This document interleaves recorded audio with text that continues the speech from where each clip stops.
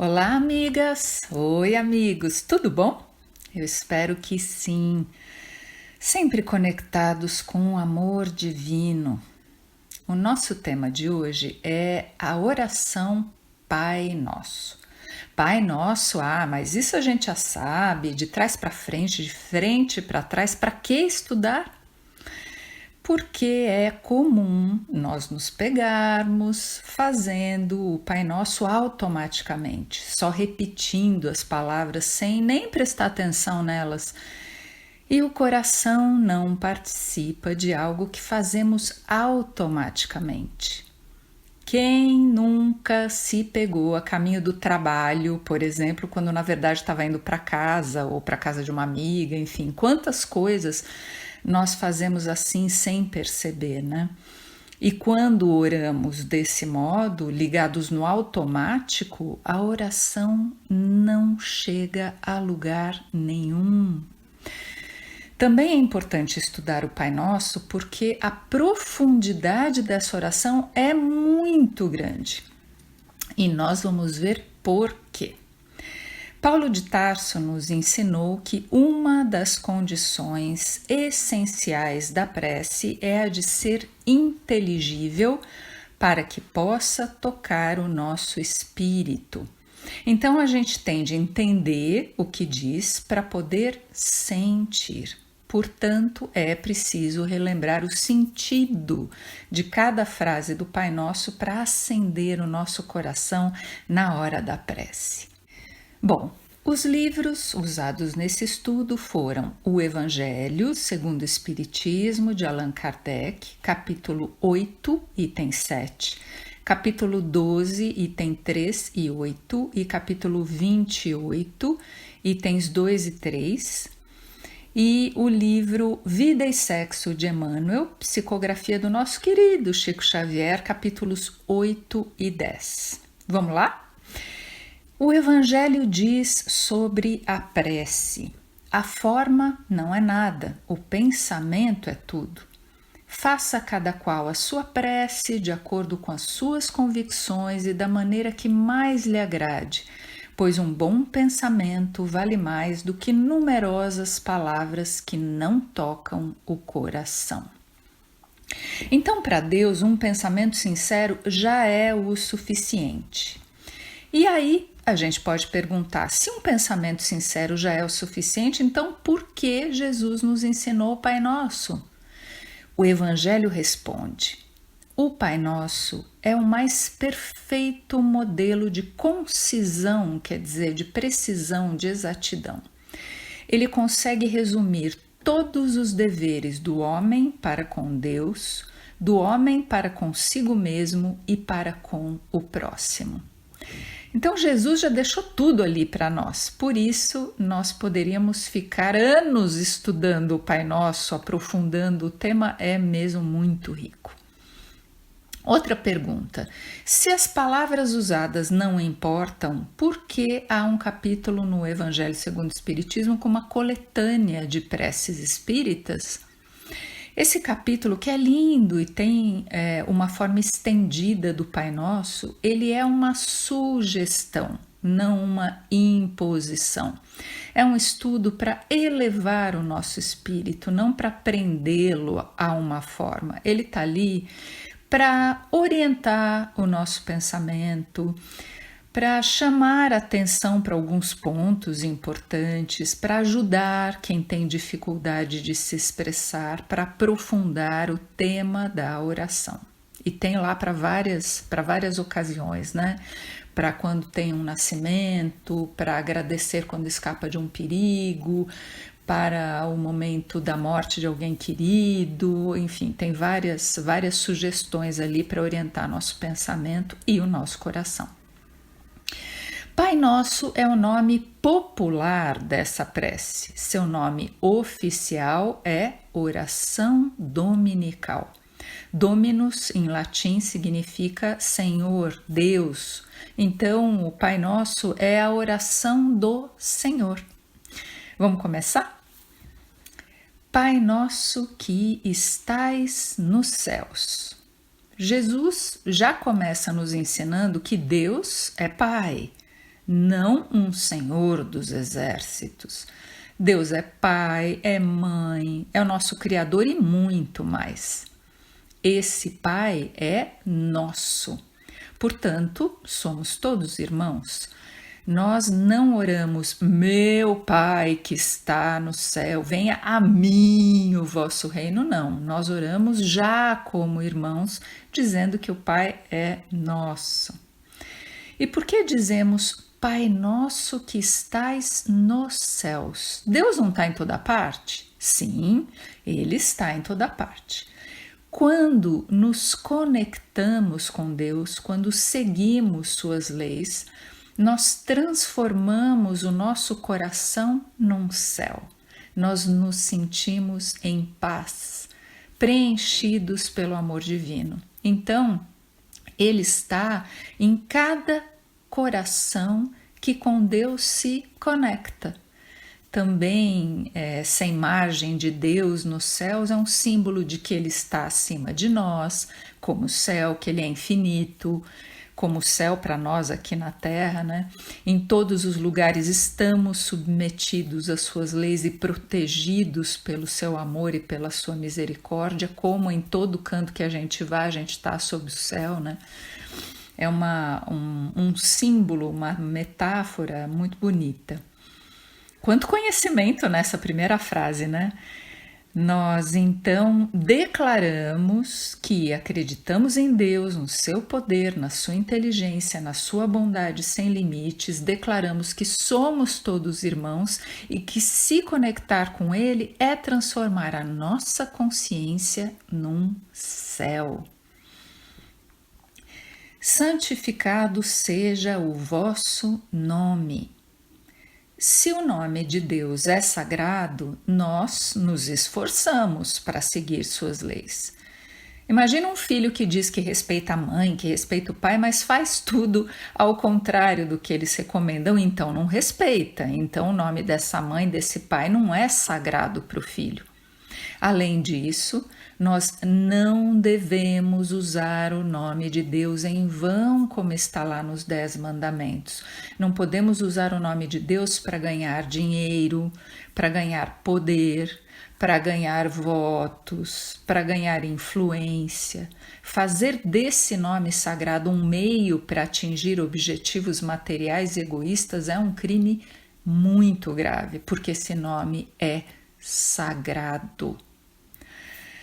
Venha a nós o vosso reino. Que reino é esse? É o reino de Deus, para que a terra e os nossos corações se tornem um dia um reino de Deus. Cada um de nós tem de seguir as suas leis. Se a pessoa mora no Brasil, segue as leis do Brasil. Se a pessoa mora em Portugal, tem de seguir as leis de Portugal. Então, se nós queremos que esse reino, que é moral, não é material, se nós queremos que ele venha até nós, nós temos de seguir as leis desse reino divino. Desse modo, o nosso coração já estará vivendo nele. E quanto mais corações se unirem nesse mesmo ideal de amor, mais rápido a Terra se tornará um planeta de regeneração, depois um mundo feliz e, por fim, um mundo perfeito. Jesus nos deu o exemplo do que fazer, Ele é o nosso modelo e guia. Então, quando dizemos, venha a nós o vosso reino, estamos dizendo que nós tenhamos força para fazer a nossa parte, para que esse reino se instale dentro dos nossos corações e, por consequência, na terra inteira. Seja feita a vossa vontade, assim na terra como no céu, ou no plano espiritual. Quantas vezes nós já nos enganamos quanto ao que era melhor para nós? O Espiritismo nos explica a reencarnação e o esquecimento temporário das vidas passadas para que nós possamos progredir. Não seria produtivo, não seria útil nesse momento da nossa evolução a gente se lembrar do passado. Eu não sei vocês, mas eu adoraria esquecer coisas que eu fiz nesta vida, que Deus me livre lembrar das outras. Essa aqui hoje é a nossa melhor versão, daqui para trás a gente era pior. Então, nesse ponto de evolução que estamos, nós nos esquecemos das nossas vidas passadas por uma razão. Vamos agradecer a Deus por isso.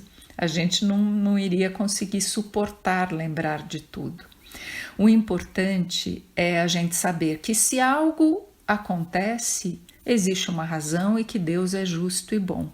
Os momentos mais difíceis das nossas vidas costumam ser a libertação de débitos do passado que nós ardentemente pedimos antes de reencarnar.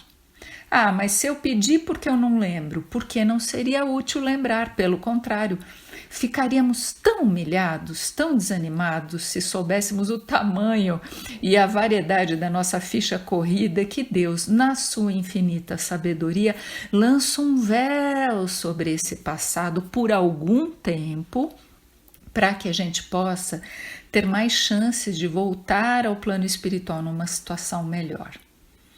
Atenção, que seja feita a vossa vontade não é a mesma coisa que deixa a vida me levar, vida leva eu.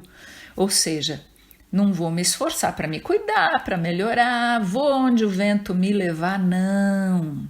Aceitar a vontade de Deus é usar a liberdade que Ele nos concede para tomar as decisões certas e seguir melhorando sempre, todos os dias. É esforço constante no bem e não deixar correr frouxo. Olha, isso só dá certo no samba, né? Na vida não dá, não. O pão nosso de cada dia nos dai hoje. É hoje só, viu, pessoal? Não é hoje sempre. Esse sempre é um acréscimo da nossa ansiedade. O que Jesus nos ensina aqui é ter foco no hoje, um dia de cada vez. Que Deus nos dê forças para buscarmos o pão da alma e do corpo hoje. Como assim pão da alma? Pão da alma é praticar o Evangelho de Jesus Cristo. Pão da alma são as bênçãos que incessantemente recebemos do mais alto e que nós temos de nos esforçar para ter condições de colher essas bênçãos e de compartilhá-las. Pão da alma é aceitar a vontade de Deus, conscientes de que ela é o melhor para nós. É realizar a vontade de Deus, é sermos ministros da caridade na terra, é nos sentirmos em paz onde quer que estejamos. Tudo isso é o pão da alma. E vamos lembrar, esse pão do corpo e o da alma nós temos de dividir. Ele é nosso, o pão nosso de cada dia nos dai hoje, ele é, portanto, de todos nós.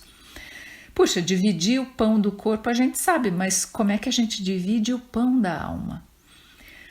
De mil maneiras, ouvindo uma amiga que precisa desabafar, lendo uma página consoladora para alguém que está doente, orando pelos sofredores e pelos que fazem sofrer, dando um bom conselho do Evangelho de Jesus para alguém que cruze o nosso caminho em aflição, silenciando quando alguém perde a paciência, porque agir com paz e dar o exemplo é dividir o pão da alma também. Oportunidades não faltam. Perdoai as nossas dívidas, assim como nós perdoamos aqueles que nos devem. Nós sabemos que Deus nos perdoa sempre, dando infinitas chances para trilharmos o caminho certo. Então, por que é que nós dizemos essa frase, se Deus nos perdoa sempre? Porque ela é um compromisso que nós fazemos com Deus e com a nossa consciência. E ela é também uma constatação da lei divina de causa e efeito a que estamos todos submetidos, é uma lembrança dessa lei. Então, se nós temos dívidas, e nós temos mesmo, e pedimos perdão, é justo que perdoemos aqueles que nos devem para ficarmos em paz com a nossa consciência. Ah, mas eu não consigo perdoar, eu tenho muita mágoa, isso é muito difícil. Calma, tem jeito. O Evangelho, no capítulo 12, item 3, dá uma receita maravilhosa para perdoar. Perdoar, nesse ponto de evolução em que estamos, é um processo. Devagar a gente vai conseguir cumprir depois 2, depois 3 itens dessa lista até conseguirmos perdoar. Vamos lá? Amar os inimigos, quem ama perdoa, né? Amar os inimigos é não lhes ter ódio, nem rancor ou desejos de vingança. E é claro, se tiver esses desejos de vingança, esse ódio, esse rancor, lutar contra esses sentimentos. Então vem aquele desejo de vingança, gente, eu contenho, segura, diz não vou fazer isso, e muda o pensamento. Se vierem aquelas ideias de duelo mental, se ele disser isso, eu vou responder aquilo. E se ele falar aquilo outro, eu vou dizer isso aqui.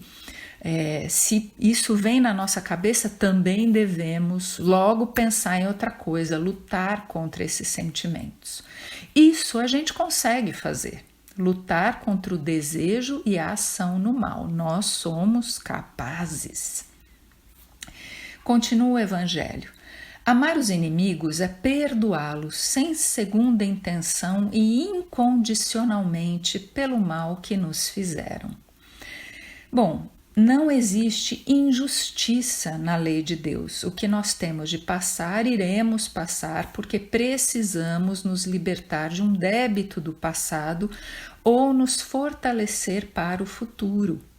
Já quem agiu mal contra nós e serviu de instrumento para a justiça divina, nem por isso deixou de assumir uma dívida, porque ninguém tem a missão de fazer o mal, a pessoa fez por livre e espontânea vontade, e agora tem uma dívida que ela vai ter de pagar. Então, pensando bem, nós temos de sentir pena de quem nos faz o mal, porque a pessoa adquiriu uma dívida, ela complicou o seu futuro e o seu presente. Porque fazendo mal, ela se conecta com espíritos desequilibrados. Ela perde de todo jeito, então ela merece a nossa piedade. Como diz o Evangelho, nós lamentamos a cegueira da pessoa, mas não a amaldiçoamos. E quando conseguirmos sentir pena dela, estaremos bem perto de perdoá-la. Amar os inimigos é não opor nenhum obstáculo à reconciliação. A vida passa tão rápido, gente, não vamos deixar para depois a reconciliação com alguém que nos feriu ou que nós ferimos. Quando falamos de reconciliação, algumas perguntas importantes aparecem, né? E se a pessoa já desencarnou? Ou nós não sabemos onde ela está? Não tem problema, vamos orar por ela de coração aberto. E se a gente quer se acertar com a pessoa e ela não quer se acertar com a gente? Também não tem problema, a gente respeita a vontade dela e segue com a consciência tranquila por termos tentado. E se a pessoa que nos fez mal é um perigo para a nossa vida ou para a nossa sanidade? Vocês já ouviram falar de relacionamentos abusivos, relações tóxicas? Às vezes a pessoa precisa se separar, por exemplo, de um companheiro violento, até com medidas legais de proteção. Olha o que diz Emmanuel no livro Vida e Sexo. A escravidão não vem de Deus e ninguém possui o direito de torturar ninguém à face das leis eternas. Não existem obrigações de cativeiro para ninguém nos fundamentos morais da criação. Um ser não dispõe de regalias para abusar impunemente de outro sem que a vítima se veja espontaneamente liberta de qualquer compromisso para com o agressor.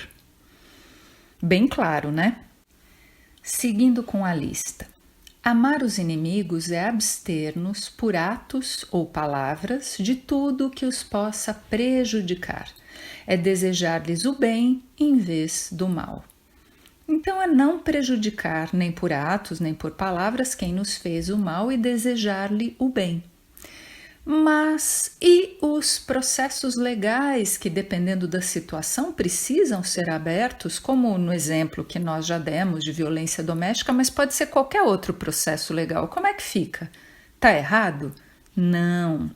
Nesses casos, nós não estamos fazendo mal para a pessoa, indo contra a lei de Deus.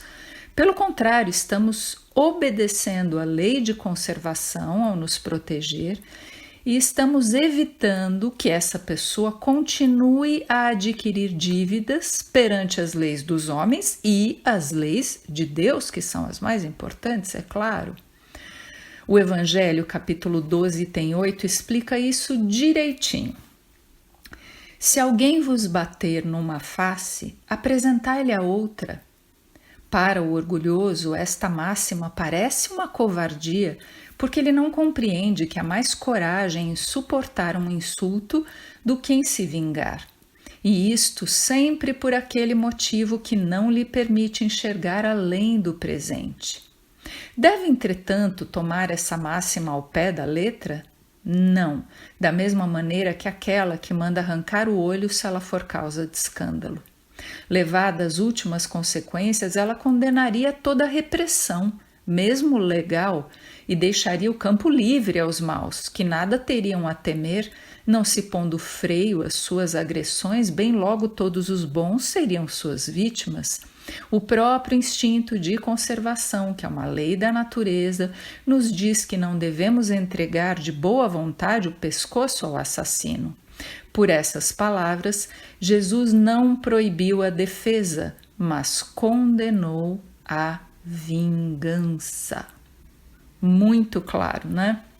Podemos fazer todas as questões legais necessárias, é importante inclusive fazê-las, mas sempre com o nosso coração tranquilo. Amar os inimigos é alegrar-nos em lugar de aborrecer-nos com o bem que os atinge. Então, quando sabemos que algo bom aconteceu com quem nos prejudicou, nós precisamos nos esforçar para não ficar aborrecidos e aos poucos vamos conseguir nos alegrar. É um processo. O espírito puro, ele perdoa imediatamente, como Jesus, que na cruz, enquanto sofria o martírio, disse: Senhor, perdoai-os, pois eles não sabem o que fazem.